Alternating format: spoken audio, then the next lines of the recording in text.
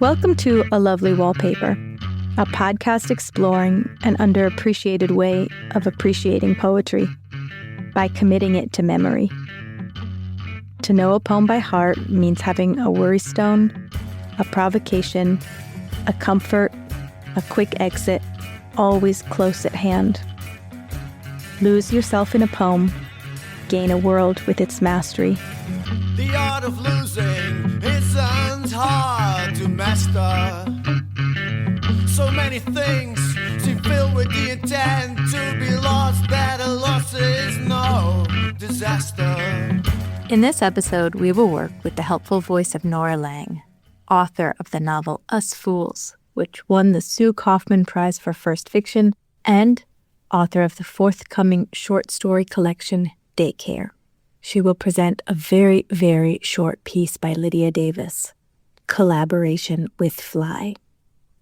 The funny thing is that my first idea for Nora and for this episode was to make a gesture towards something very, very long. There is this moment midway through Nora's novel Us Fools where the narrator Bernadette has just broken out from under the shadow of her very eccentric older sister Joanne. And she talks about carrying around a photocopy of Loomings, the first chapter of Moby Dick. I love that she was, in her moments of adjustment to a new city and desperation in the absence of her sister's always Baroque activity, sitting, trying to drive off the spleen with a watery view of Lake Michigan and some iconic gallows humor. Whenever I find myself growing grim about the mouth, whenever it is a damp, drizzly November in my soul, whenever I find myself involuntarily pausing before coffin warehouses and bringing up the rear of every funeral I meet, and especially whenever I get such an upper hand of me that it requires a strong moral principle to prevent me from deliberately stepping into the street and methodically knocking people's hats off, then I account it high time to get to sea as soon as I can. The cool thing about the way Nora uses Melville's totemic text, it's that Moby Dick becomes a bit of a key for differentiating these two sisters. Joanne, well, she also loves Moby Dick, and she shows her enthusiasm by staging a sperm whale drawing competition, making for a memorable scene amongst her horny high school classmates, and offering as a prize a copy of Moby Dick with a signature she forged with her father's enthusiastic help. One sister is porous, a writer bathing in Melville's words. The other, a perpetual performance artist. Nora herself is definitely both sisters. Beyond just these direct references, there's a deep affinity for Melville here in Nora's work. There's a slow-moving elusiveness, a penchant for listing. There's an ambitious interest in explicating the systems and the sicknesses that make America. There's a 19th century lack of interest in economy of prose. Although Nora and I did not chop Moby Dick's iconic opening lines into a memory exercise, Nora's ultimate choice, collaboration with Fly, like the larger work, harnesses a creature to deal in big themes of aesthetics and ownership and violence. Welcome, Nora. Thank you, Abby, for having me. I'm so happy to be here with you. I'm excited to chat with you about your work. Let's get back to some of these big books later. What I want to start on today is Underpants. I thought you'd be okay with that. At the piece reading of your novel Us Fools last year, you were hawking skivvies. Once it said Balzac, once it said Hilma af Klint. Can you tell our listeners a little bit about how these amazing undergarments related to your text? Yeah, that's hilarious. This is the second time in a week this has come up, so I'm happy to talk about it. Well, I have a sort of secret life of, just jotting down for me French sort of sexy puns as I see them. So yeah, my notebooks are pretty full, and the off Klimt was just to sort of, perhaps for some subtly, for others more unambiguously reference, a woman's clit. And then Balzac, on the other hand, haha. So yeah, they're a way for me to just take pleasure in language and have a little fun sort of outside of the rigor of writing that I sometimes find myself in. Yeah, it's just to be cheeky, quite literally, you know. So yeah, those undergarments, they're the men's briefs. If for your listeners, it's hard to perhaps picture what the actual garment looks like. So they're just a kind of a classic men's brief. But this was also something that the sisters in your novel, Us Fools, were creating, right? Yes, absolutely. Yeah. So I think that funneling into things happens in my work where if I have an interest, if it ends up making sense, if it's logical, incorporating it into the text itself. So, and then my other sort of sneaky thing is that, and I can't remember which came first, I'd have to look back, but I decided to, create a company for these French sort of sexy, cheeky puns. And so in doing that, which is there's a lot of bureaucratic work and also some cash involved, and the organization's called Data. I was like, I don't know when this LLC is going to kind of go through these like bureaucratic loopholes. So I was like, well, if it's in a novel and the novel is published, right?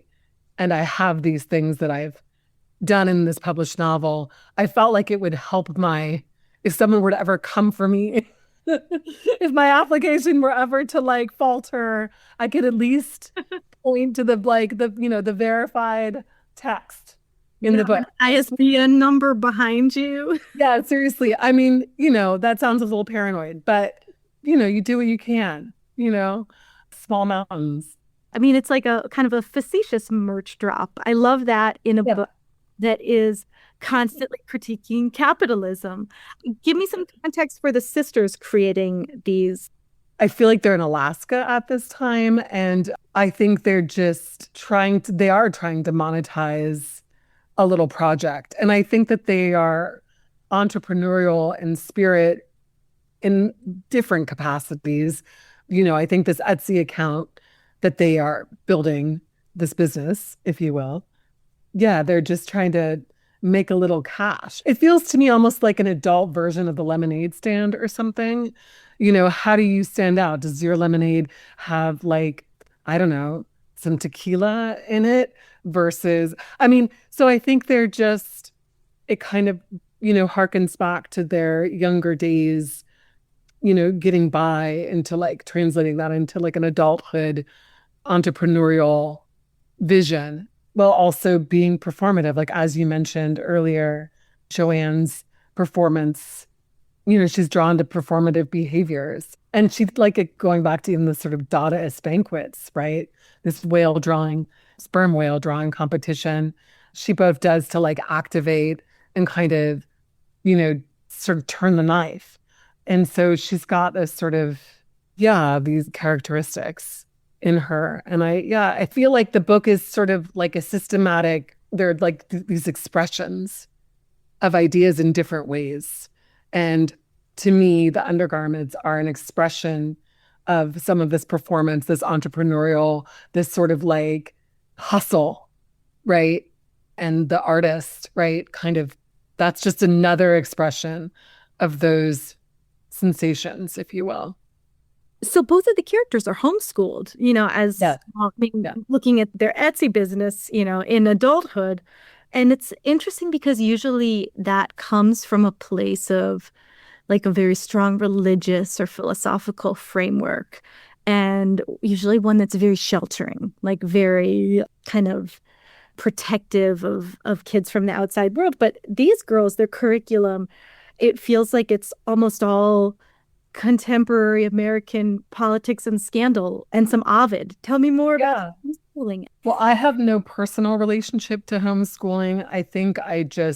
There are two parts, right? I think that the parents are, not necessarily satisfied. Like they're a little bit, awkward in their own right.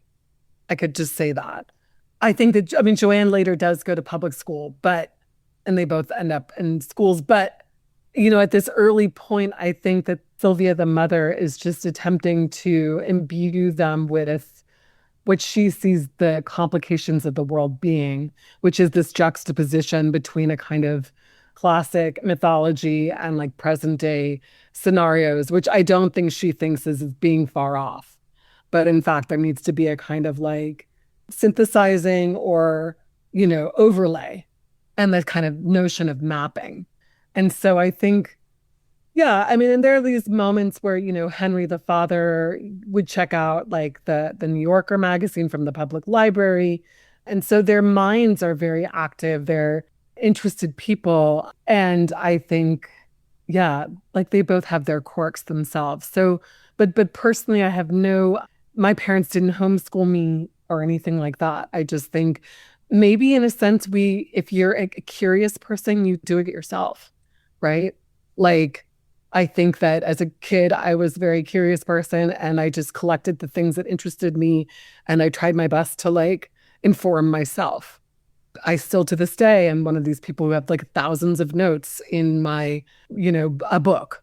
I look up words, I in fact like circled one yesterday. Like I don't shy away from that.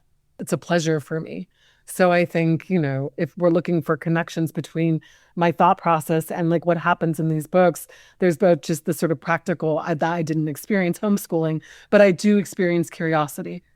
It's a great way into making this family very purely itself from the start, Yeah. purely a product of these kind of disparate personalities and their ways of reconciling high culture, low culture, the input of the news, the rabbit holes of the library. It's very cool. I mentioned Ovid a second ago. Ovid comes up in your work all the time. It's not just in Us Fools, in Joanne and Bernadette's education. The stories of Ovid come up in like maybe a third of your stories in daycare. Just, quick passing references, but tell me a little bit about your connection to Ovid. Yeah, Ted Hughes is the general translator that I go to for Ovid. And I think, there are two parts, right? So the immediate thing that comes to mind is I spent, my like at least 11 years in the academy, like teaching college students, university students, and I often went back to Ovid to teach. So I know it sort of inside and out, but I never tire of my interest in pieces and these warnings or these metamorphoses. Yeah. And I think that it feels like a really good, like I was going to say the word baseline, but that makes it sound like we're going to the doctor, which is kind of like, it's poetry. It's just, I can go back to it time and time again. It doesn't get old in the way that fiction ages differently than poetry, I think. And so maybe there's something about that. But yeah, the quick, most direct thing is I, was a professor. That was my life. And I think that poetry is just I think there's something intuitive and innate about it in a different way than fiction. Right. I love that you said warnings before metamorphoses when you're kind of talking about what's at the root of Ovid. You always think about changes, about characters changing. But yeah, there's this element that you forget about that's, the moral warning. In your prose, you're always dodging expectations. That's like a very, very big way of approaching writing for you. I feel like, you're setting up for one thing and then something utterly different happens, even on the micro level of sentence by sentence, you dodge expectations in this way that evokes metamorphosis, also can feel violent almost as well. So I was reading around the time I was reading Us Fools, I also was reading Henry James's What Maisie Knew. I found myself having the same reaction over and over again to both books, which was like, wait, how old is she? And in the case of Maisie, it's because the adults are unloading crazy things on her. And you keep on thinking like, how old is she? Why are they telling her this? Or like, what are they doing to her? Maybe she's one of the terms you use for Joanne and Bernadette often is junk kid. Mm-hmm. Maisie is a bit of an original junk kid in American literature in some ways. I think the case could be made. But in the case of your sisters, it's both what the adults are kind of unloading on them and exposing them to, and the things that they say themselves. They are, like we kind of talked about a second ago with this innate curiosity that the homeschooling kind of device lets you put at the forefront. Both of them are incredibly precocious. Like, what would you say to readers who say that these kids are unnaturally and unrealistically precocious? That you haven't met kids like them yet is what I would say, but they're there. Uh-huh. Yeah, I think that, and now I can't remember which book it was exactly, but when we made them, I think a year or so older, and I did write the publisher, and because I went back and I don't remember if it was Beverly Cleary or it was Judy Blume, but I was like, I went back to some of these books and the ages were actually very similar to the characters in Us Fools, such that, some of the ideas that they were, menstruation or whatever, like just talking about it or whatever was happening wasn't far off. And I don't know if our minds, like, since those books, the Judy Blume, if we just, I don't know, but maybe our tolerance is different. Maybe things just seem more radical. I mean, I do think that the sisters in Us Fools are precocious, but I also feel like if everyone shared their secrets of like their inner lives with people, it might come across as its own thorny mess. And I don't know, maybe, so it could be a combination of things. Maybe you haven't met these kids yet. Maybe you don't know their inner lives, maybe, which is probably true, even if you could meet kids and not know their inner lives. Or we've somehow, distanced ourselves from some of these inner workings, or things have become tamer. And I will say that I can use my own personal self as an example, that like I can go back to my youth and particular ages and know what I was thinking and saying. And so I can, use myself as an example that the apple didn't fall far from the tree in the case of these characters.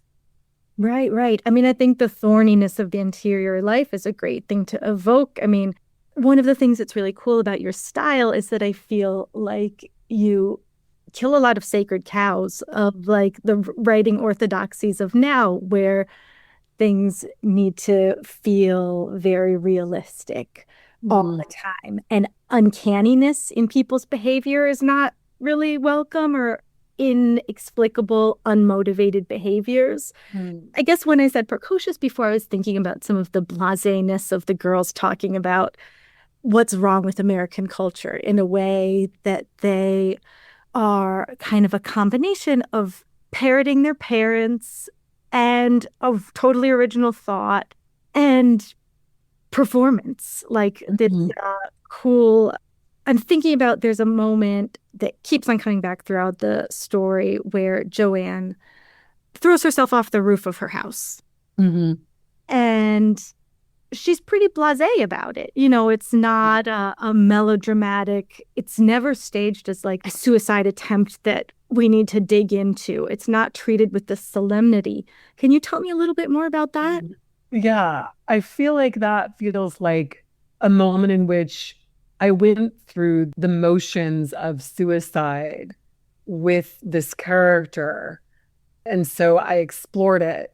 But in the end, I didn't feel like that was something I needed to clarify for her. I feel like the act of falling that distance and deciding to do it, it's very clear that her intention was to hurt herself. I don't need to spell that out much more, but I also think the added component is she really did want to know what it would feel like. And I think that those two things just live side by side. Like so many things live side by side, like thinking about someone's Instagram feed where they're saying, stop this war. And then there's a picture of like them giving, I don't know what, like eating oatmeal. I don't know. It's like these juxtapositions are not unnatural and they're not new. And I think, another word for it could be like, I mean, the Instagram feed is one such version, right? But then another such version that's perhaps subtler, not in the case of Joanne in terms of jumping off the roof, but just could be the word nuance, And I think that she has a dark swirl for sure. And I mean, even thinking about her makes me sad, but also happy because she's full of delight. But I think that she wanted to know what it would feel like, but she also, Yeah. And I think as a writer, I didn't really want to, it wasn't a story about Joanne and like that deep, like, I mean, it is a story about Joanne, but I wasn't focused on, what is it to have violent parents? Like they're all just kind of being, and these themes are there and they're explored, but they're not explored in a kind of clinical sense, or at least not the kind of classical clinical sense. Plenty of people explore these themes in a non-clinical sense.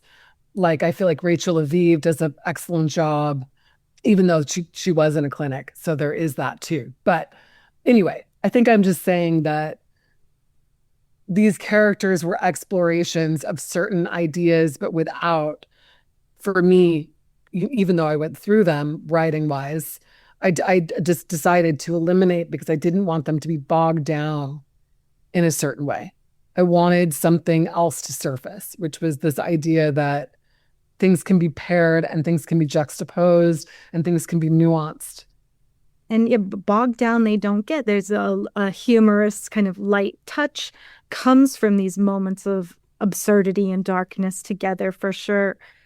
I actually, towards the beginning of the book, I kept on thinking of, do you know Robert Altman's Popeye? No, I don't. Oh my God, no. That sounds so good. Watch this movie. Writing it down. Robin Williams is Popeye. Shelley Duvall is Oliver. Oh, I must have seen this. I mean, this is from like the 80s, right? Yeah. I can't remember what year. Yeah, probably 80s. And it's so good. Sylvia could watch it too.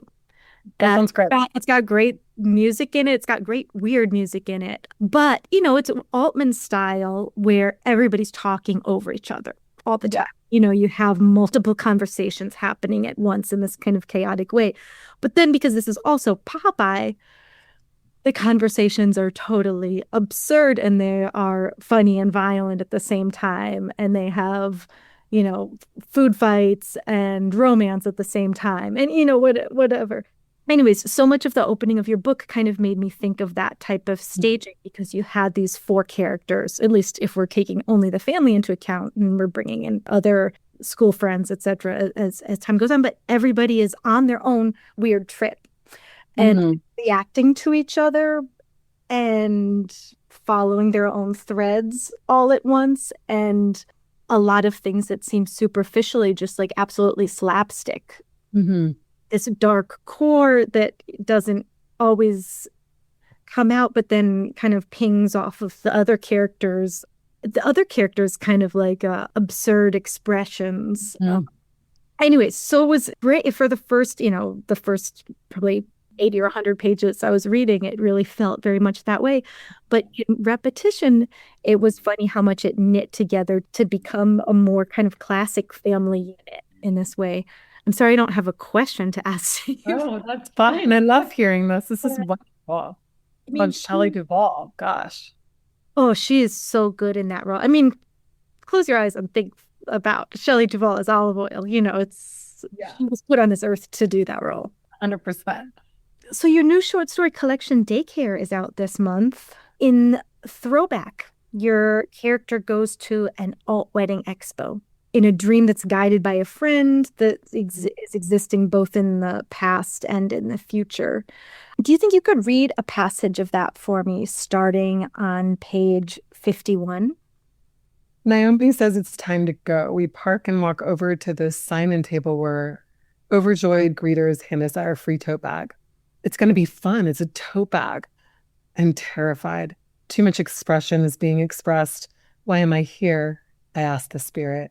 Because, she says, you pitched Jezebel on a Fear and Loathing at the Bridal Expo piece. Don't worry, she explains. Your editor will leave, and the incoming editor won't respond to any of your follow-up emails. I stuff the tote into my backpack. Within the expo's rented space, there is another space called the Unique Space, which in 1996 we would have called Meta. Naomi slaps me and tells me to pay attention. This alternative wedding expo has photographers, caterers, event planners, and dressmakers, even slow-motion video skee-ball, one of the first redemption games, photo booths, a cocktail bar, anything unique. Despite Naomi's objections, I go to the bar. The bartender, a Jamie Dornan type, Says his company infuses their vodkas. Yeah, the Dornan type adds at the end of his sentence, landing like a rapper, hopeless and in earnest, like he is about to unlock the red room of pain. I send Naomi a text. Does he know what he sounds like? She takes my phone away. Despite all the unwise decisions I've made, I've found myself stuck between B ride, D and groom, a mix of green apple infused rye butterscotch, tincture, key lime juice, lime, and Sour Patch candy. Or rose lips, a rose infused vodka, muddled blackberries, splash of Prosecco, lemon juice, and a white rose petal garnish. And the till death shots, vials filled with blood orange vodka, sold as the answer to the traditional ceremonial champagne toast. Tincture guy clarifies, and guaranteed to take your wedding to a higher level.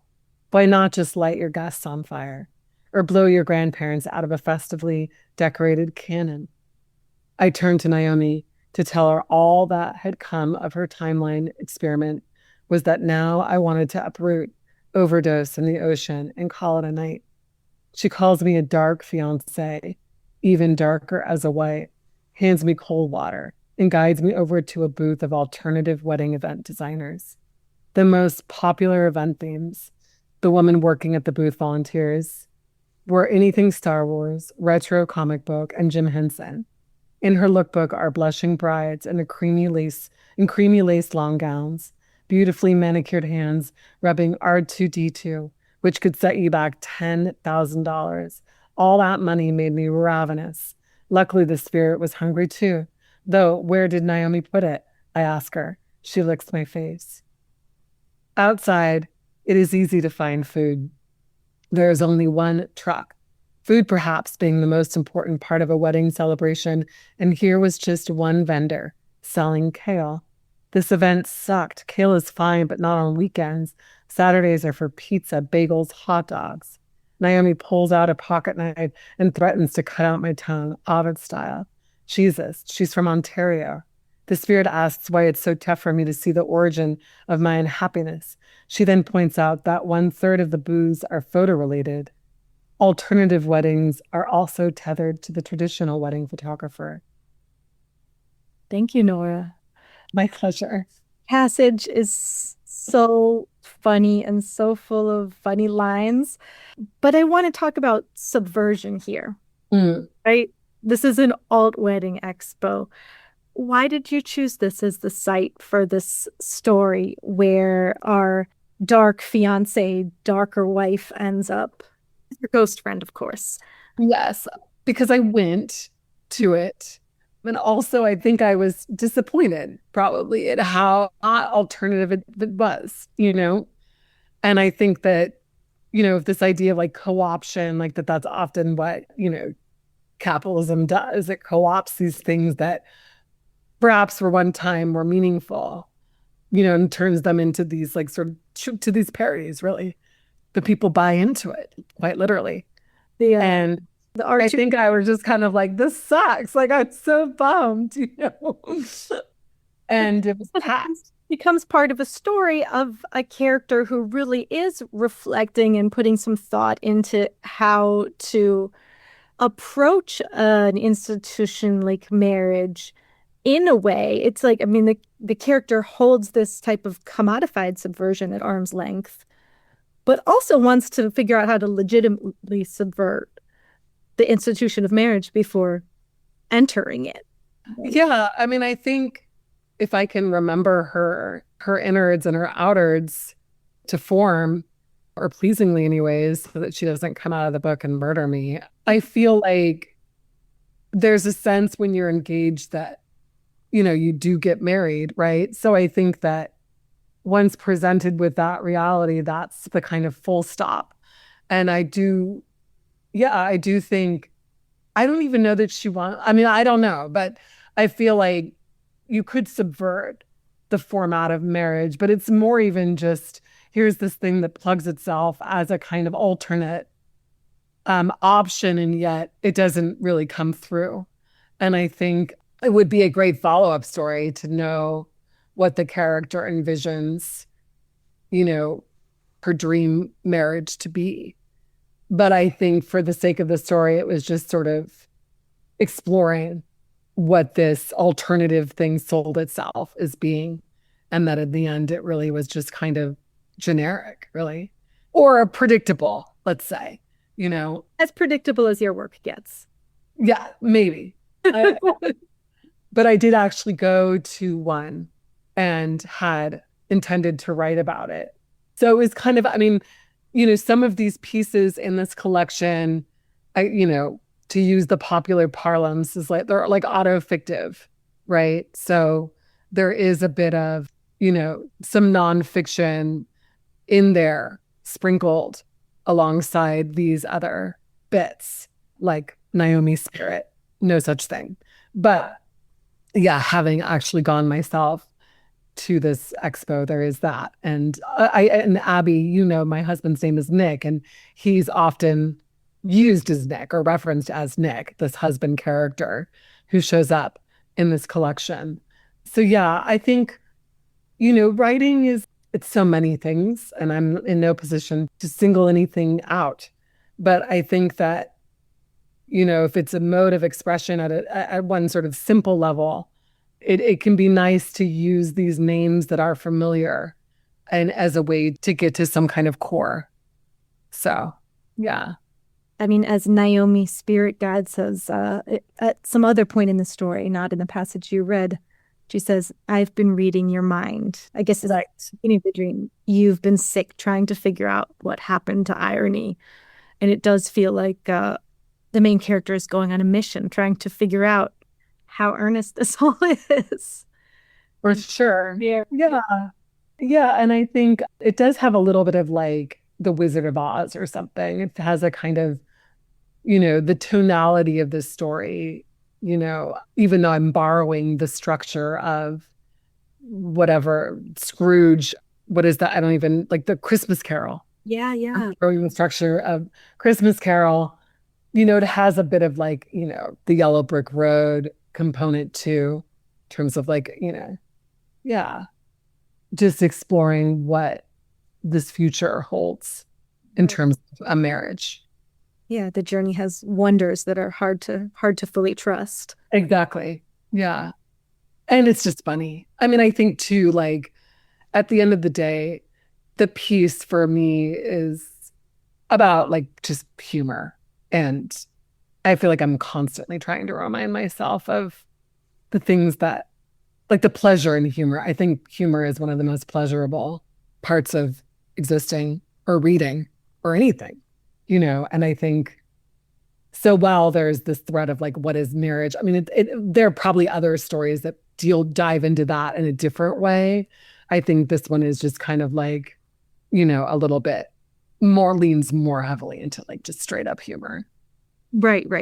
Yeah. I mean, I guess the question in going to something like this is not so much what is marriage, but what is a wedding? And if you something that's purely a symbolic act, like what types of symbols can you heap on top of it? R2Ds and theme cocktails and photo booths and skee ball games and what? Totally. It's a blank slate. And it's also, though, like weddings are this thing that the memory of it becomes almost, though, it's sort of like the picture version of your marriage, right? Like, what did someone say? It was my mother-in-law. So my brother-in-law just got married almost a year ago. We're approaching a year. And he had 2 weddings and we only went to one, after a small child, and one was all we could do. And at the wedding that we didn't go to, apparently, my mother-in-law stood up and said, everyone here at this wedding, is like forever in this like marriage. We're all like kind of part of this union, this marriage from here until, I mean, I guess death, right? But like, that's like the promise. Anyway, and I just thought, well, that's so intense. But people view this moment or these, succession of moments in a wedding as this kind of like, you're like, the people there are witness, right? Like witness to this matrimony. And so they're like these little ghosts, like all these little mites in your bed forever. I mean, I'm teasing, but I guess I'm just saying that While it is this, wow, we think of it as this snapshot, but the snapshot becomes the strange, perhaps metaphor for the rest of this couple's time together. And I think that's fascinating. So is it banal? Whatever happens, like if you're getting like super, like spooky about it, is what happens at your wedding banal? Or are these things like strange indicators, like is it like that these people are with you for the rest of your time as a union, as my mother-in-law proclaimed, in front of this amassed group of people, which I think if I had been there, I might, if my mouth had been full, I may have come out, but I was like drinking or whatever, because I think I would have been like, oh my God, talk about Ovid. Oh my gosh. You'd have transformed into a creature all of a sudden. Okay, well now speaking of this like foreverness until till death do us part and everything, a kind of different tone. I'd love to look at a passage from your story, Fork, as well. Sure. Yeah, my pleasure. Could you start on page 109 at I saw the pictures? And just to contextualize it a little bit, the narrator of the story has traveled to Providence for the funeral of a friend she's been out of touch with, right? And she hasn't been invited. I saw the pictures. He died surrounded by family and friends, some of them ours that we made together, and some I'll never know. There was a photograph with his new wife. I liked her. I could tell from the photo. I too would have preferred to say goodbye in person, to explicitly tell him I loved him. I never wrote out the words as precisely. Maybe I wrote them exactly. But I love you by itself rings deficient. Then again, nothing can be known for certain because all communication between us had been done over email, and email was without intonation. I knew I'd written, can I do anything? How can I help you? I am thinking of you. I am sending good thoughts. What a waste of words, though. I meant every one of them. I arrived early to the cemetery. I was alone except for a young boy and his mother laying out roses on a patch of perfectly articulated grass. They were clasping hands loosely. And as he would have wanted, I took out my book and picked up where I left off. The clouds moved. The sky darkened. A few pages in, I crawled inside of my gut and out through my eyes, but these were not possible. I felt lightheaded. I pulled up my orange sweater to peek at the red fork drawing. It was there. I began to howl and laugh ferociously. I grieved myself into an imperfect circle on the damp grass. The boy and his mother were briskly heading in my direction. Clutching the book in one hand and his baby fork in the other, I rolled onto my back and looked at the sky. I thought about Band-Aids tucked safely in my backpack. The boy and his mother were close. I could smell them. They smelled sweet and kind and like a good omen. I wished to tell the mother and child about my own childhood, to share with them a bit about this goldfish named Pepper, that in the end had lived a very long life. Initially, my mother warned me that Pepper would not last through the night. The fish was used to being on display and traveling throughout America, seeing the sights. I told her that I would keep the fish in fresh water. I would love the fish. That's all it would take for it to prosper. I would put Pepper in a sturdy glass bowl with clean water and talk to it lovingly, which calmed my mother and probably saved the fish's life. That goldfish had outlived my mother's expectations. She had said Pepper would last a year, 3 tops. He had lived for 42 years, just shy of Tish, the oldest goldfish, who held the Guinness Book of World Records for the longest living goldfish in the world. I had won my nearly legendary, almost champ fish at a state fair by clownishly throwing a dart at the ceiling, which in turn popped every target balloon on its way down to the ground. Kids with darts, fish, books. These things should not be underestimated. At the fair, those waiting in line to get their shot at winning applauded. It was unbelievable, they said, clapping on their tippy toes to catch a view of the fish in its little baggie. This went on for a solid 5 minutes before they moved on to something else. Thank you, Nora. Thank you, Abby. I love this. Why do you think the character needs to tell this mother and son at the cemetery about the goldfish? I love that this story pivots to this scene at the fair and the goldfish pepper. Why? Why does her mind go there? I think she's thinking about what she'd said previously, like even in that passage, just like the expression, like how we express our love, right? So she's lost this dear friend, and she notes in that passage that you had me read that she had written, all these sort of what seemed like futile sentences about love, offering to help, so on and so forth. But, perhaps like the purest form in her now memory of how this expression was translated perhaps more effectively was in this fish that wasn't supposed to live and did. And so maybe it's an example of the potential that she has to offer love and for it to actually work, so to speak, in the way this other version with this human, this friend, maybe something didn't in the way that she would have wished it had. But it was too late, He was dead. So kind of dark, I guess. But if we focus on the love part of it, less so. Yeah. I also the reversal is so beautiful of the fish being the one who's able to pay attention and people can only pay attention for 5 minutes. The fish is used to seeing the sights. The fish is this like force that sees the world around it, whereas the people at the carnival are, dispersing and they have the attention of a goldfish. Yeah, it's just a beautiful reframing of a lot of things. Were you It's also like familiar, right? Like we kind of all know that fish in the little baggie, which like when I think of little baggie, I think of like, people with their cocaine too, or like, a little bag. It's just has this, I don't know. There's something that is universal. Maybe it's not universal, but I'm very American. Audrey Prize is like a being that sees and breaks records.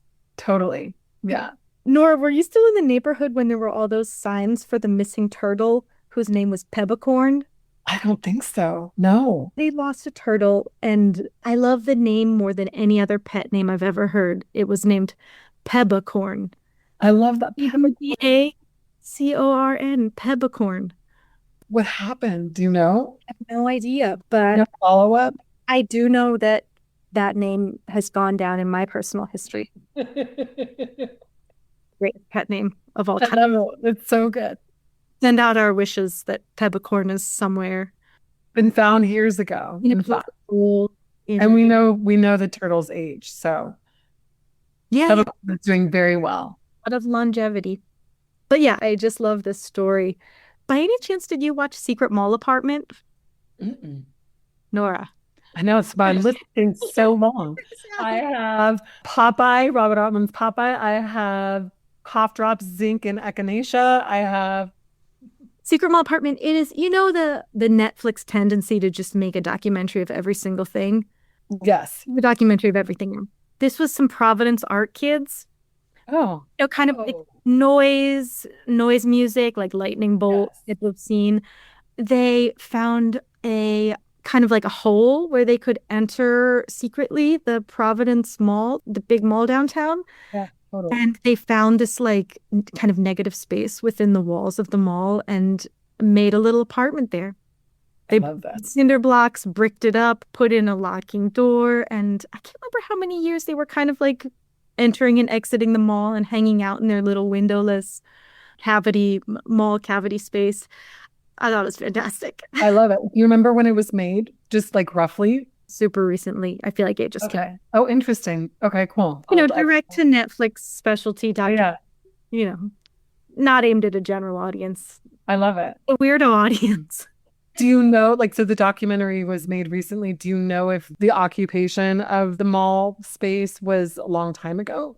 Because there was a big kind of punk scene, if you will, in Providence, and like squatter scene and art scene Early 2000s, I believe. Yeah. Okay. So it was around that time then of that like explosion down. Okay, got it. You'll recognize some friendly faces. Yeah, I know. I wonder actually. That's Good. That's cool. Awesome. I never lived there, but there was a time when I followed their noise music scene pretty. Yeah. Yeah. Anyways, I think of that because the mall factors into your story. Yes. At this point, we're getting towards the main event, the memory event. Actually, not the main event. They introduced the main event. But I would love to ask you a little bit about what texts you know by heart, since my mantra here is always to present something to learn by heart. What's your relationship with like learning poetry? Do you have anything that you carry around with you? I do have this piece, and it's by heart because I taught it for so long too. And I do the insider bit about me, Abby, your friend Nora, is that I have a lot of like I don't like to misquote things. And so I don't have the great privilege of that kind of confidence where I have plenty of friends who are like, I know things by heart, and then sometimes they're actually wrong, which is totally fine.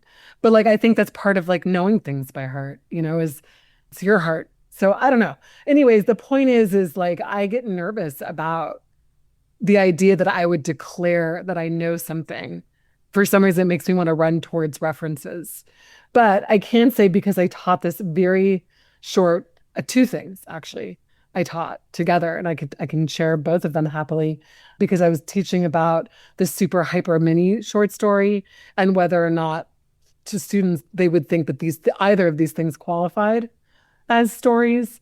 So I did memorize them, not actively to like set out to memorize them, but just because I'd written them down for so long on the board for students. So the first one is Lydia Davis's Collaboration with Fly. I put that word on the page, but he added the apostrophe. Is that one? The second one, which we didn't mention before, is the Hemingway, and I'm afraid I'm going to botch it, but it's, as far as I remember, baby shoes. No, for sale, baby shoes, never worn. Yeah, that one's a classic. Yes. But those were always fun to discuss with students, like at first glance, right? There doesn't seem to be much there. But actually, when you begin to dive in and like, I guess like sort of uncover or explore what the narrative could be, a lot emerges. At least in my classrooms, there were things that people had to say, which was fun. But yeah, so my relationship to memorizing poetry, there probably is stuff in there, but nothing I would ever be confident to share as though I'd memorized it perfectly, because that's just not me. What's the text? It's all pure curiosity. It's funny. When I launched this podcast, you wrote like a very Nora email in response, like breathless enthusiasm, so supportive. I loved it. And then you also said something like, I know all of Sylvia's books by heart. Oh, that's true. I had been in the middle of trying to get a biographer, the Red Comet author. Oh, awesome. It didn't happen. It didn't happen. But I thought that you meant Sylvia Plath's book. So for a moment, my God, Nora, I forgot Nora's daughter is named Sylvia. And then I realized that, yeah, of course, the storybooks, the picture books, I know so many of these things of my kids by heart as well. But it was so funny because I think I went for like, it wasn't immediate. Like for a couple of hours, I was like, wow, that's a lot. That's like really impressive. Randomly in the Paris Review the other day, I saw a pull quote from a Daryl Pickney interview, Art of Nonfiction, and he says he knows all of Ariel by heart. That's amazing. Actively seeking him as he does right now too. But is it like, this is the thing about the by heart, is it like, so if someone were to test you on it, I mean, everyone's different, but I would feel totally like, I don't know. No, I would feel taken too. The whole impulse to explore this knowing things by heart for me is like, I don't want to perform anything. Like there are a bunch of things that I know by heart, but I have no desire to like perform them for anybody. But I like to be able to just have lines, I don't think, no, it's really important. Like perfectly correctly, but I love to have things, kind of to have that different feeling of something that you're not reading from the page, but that's floating kind of free. No, that's a really beautiful way of viewing it. And I think I have so much of that with like song lyrics, which is pretty like, I guess, predictable. You know what I mean? But yeah, and also to be fair, like my dad's a poet, and I think that there was so much sometimes that I think I tend to feel like, just like any kid, you kind of run in different directions. I do think that I'm really returning very heavily. In fact, I've been like writing poems, and it's just interesting to like run towards poetry as like the place that's most comfortable. But sometimes we have to like move away. And I do wish I had an entire novel memorized. That's not, no.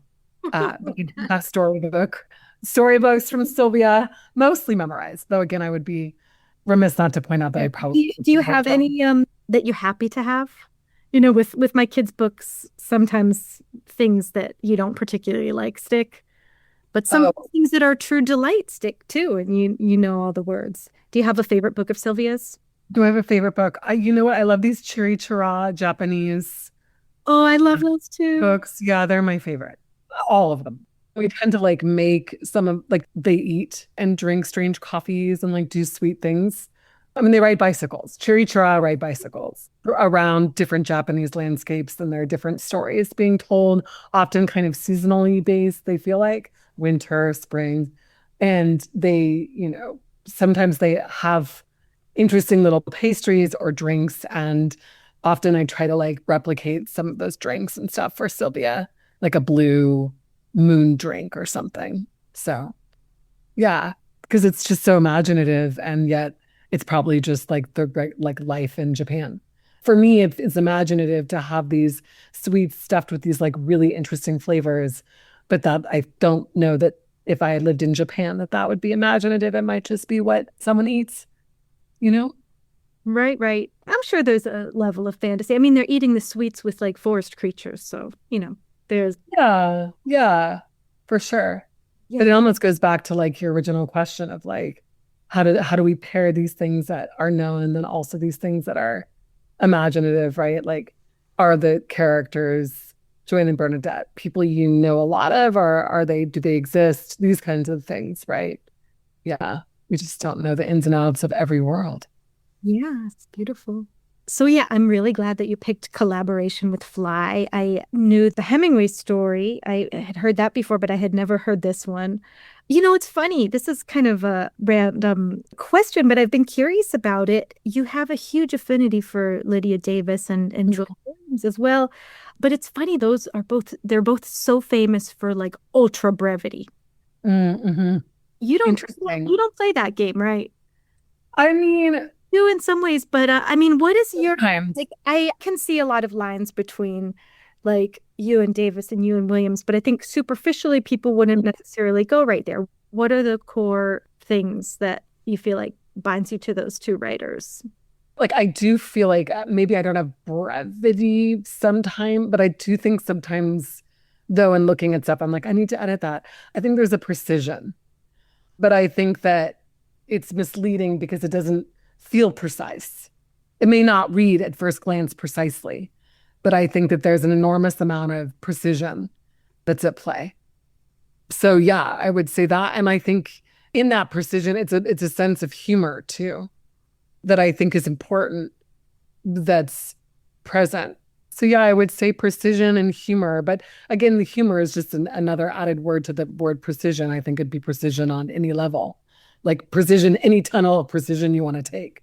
Even if it seems flippant, even if it seems sloppy, even if it seems lazy, I don't think so. But yeah, I feel like I learned a lot from them about how to, I think writing is really, for me, I think it's both feels very instinctive, but it's also really, really, really hard.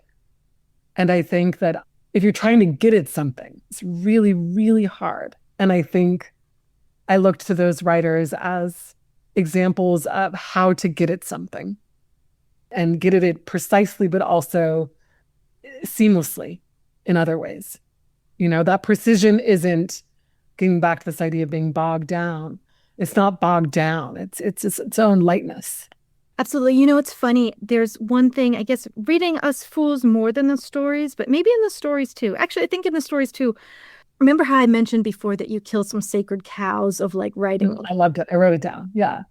There are a lot of moments where you say things like, she was raised to believe X, or she had thoughts about X.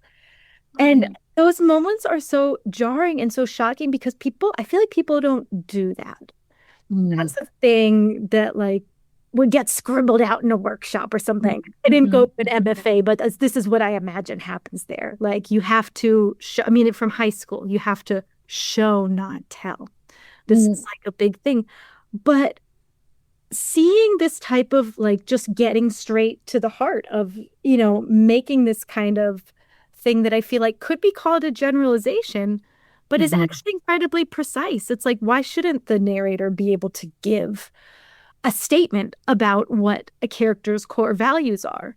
It's like, I feel like that's almost become kind of a taboo, but coming back to that is it's jarring. And it's precise in this way that, we've kind of overlooked in a lot of modern fiction. I mean, I'm making a crazy generalization here, but these moments, it was like she was raised to believe X. She had thoughts about X. It was that, and those things. Yeah, I like that you boil it down to precision because you're taking a different route to it from most, which I think is really cool. And I think for me, it's like a question of balance, right? So if we think about, Bork and like the goldfish scene, if you will, if it were all that, these things lose some kind of gravity or lose their place in a gravitational system, such that other things need to be used sometimes to make a kind of balance, to balance things out. Other devices, if you will, whether it's like something super straightforward or not. And I also like the writer Rachel Cusk a lot. And I think that she doesn't shy away from certain like explicitness, like I remember. Neither does Elena Ferrante, like a ton. But, I think these things, I don't know. Like it's good to have some footing for readers in the midst of other things that you're trying to accomplish, I guess. Yeah. Absolutely. So I really love this Lydia Davis story. I think it's amazing how much is packed into it. But I feel like one way that I want to get into it before I ask you to go ahead and read, and we ask our readers to just absorb it, know it by heart, is why is the apostrophe what the fly contributes? I mean, I guess because it's a collaboration. Yeah. I don't know. And maybe it's like being just adding, I guess you could say, I don't know. I mean, well, I don't know why it's an apostrophe other than An it's just apostrophe adding component, Elides two things. It can elide. Yeah, exactly. Yeah. I also love that where is it? Like, I guess, it's like it's the least inert of punctuations, I guess. I mean, in all the different roles it can serve. I mean, it's cool because the apostrophe, there's a collaboration and that it elides, but also there's the ownership element of the ownership. Yeah, 100%. And which I think feels very authorial, right? So it's like almost like the opposite, but taken it also and flattened him into art. Yeah, exactly. And I think too, I mean, collaboration. Yeah. And then added the apostrophe, like I don't even know where it is. So it's sort of like a strange little, I mean, I remember one student thinking that like maybe the fly was like landed on the page such that, if you're looking at this printout of these words and the fly is there, it becomes like the apostrophe, and it's the writer like acknowledging the fly's shape on the page looking like such. I don't know, but yeah, it does to me too. Like literally an apostrophe is like the ownership of whatever the word is that comes next, right? So Sarah's house, the house belongs to Sarah. So yeah, it's kind of like a little bit of a thwarting, perhaps, if it is literal. Yeah, it gives the fly many roles in the art, Yeah, 100%. And I also think it's interesting that the title itself is like almost as many words as like the piece, I mean, it's just, right? Like it's so many words are in the title. Like the title gives you, obviously, it's half the meaning of the thing in its entirety. Like it's called Collaboration with Fly. And also that was interesting to students, or remembering thinking about it, that it's not the fly, it's not a fly, it's fly. So it's a very like sort of, shorthand, or is it something named that, or right? Right. Anyways, it's beautiful to be able to reflect on something so short. It's visual, it's visceral, it's violent. That's so funny. Yeah. Moby Dick collaboration with whale. There we go. Yes. How do you flatten the real life into art? I mean, that's a huge question asked so briefly. Nora, would you read Collaboration with Fly for me, please? I put the word on the page, but he added the apostrophe. So this is a tiny piece.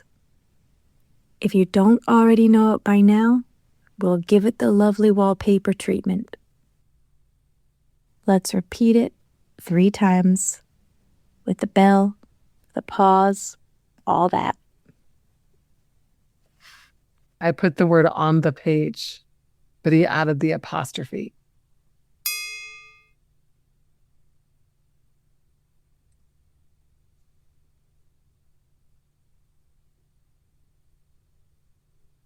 I put the word on the page, but he added the apostrophe.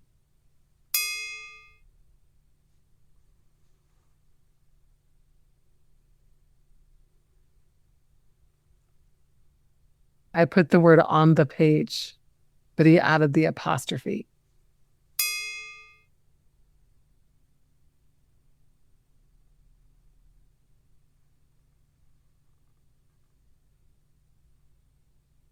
And that was our poem.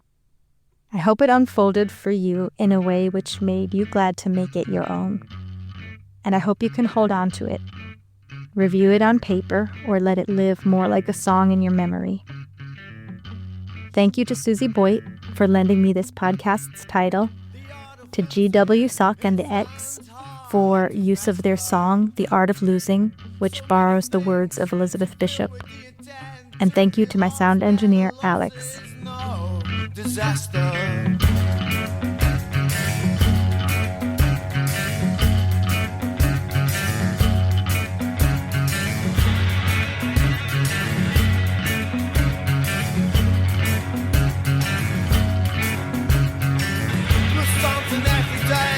Except the fluster of lost door keys, the hour badly spent.